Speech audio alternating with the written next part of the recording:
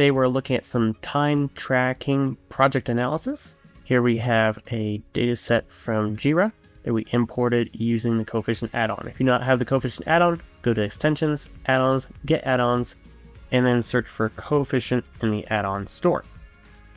When you have it installed, you can sync your data from Jira or a number of other services. So let's go ahead and add one thing to this where you want to pivot by week. And so let's go ahead and get this week number in here. So we're actually going to use Coefficient to help us with this formula. So over here, we'll go to GPT Copilot and Formula Builder. And then we'll do, let's say, get the week number of the date in A3. And then we'll say as week 1, just as an example. Click Build.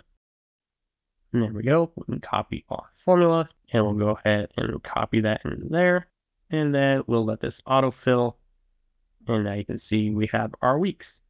So now let's go ahead and build a pivot table. And we can use the pivot builder and grab our data. And then I'm just going to go ahead and delete that end reference. So we'll grab the whole table. And then here, let's go ahead and do group by project name, pivot by week number, and show sum of hours logged. Click Build, and then New Sheet.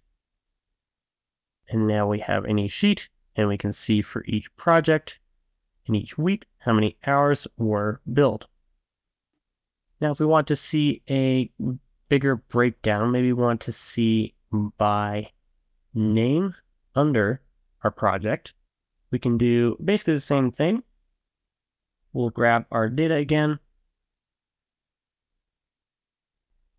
and then we'll paste our whole one, and then we'll just do group by project name, then by name, and click Build again.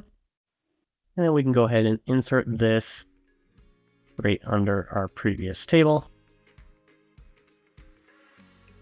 And then we can see the same breakdown, except for now we can see by each person.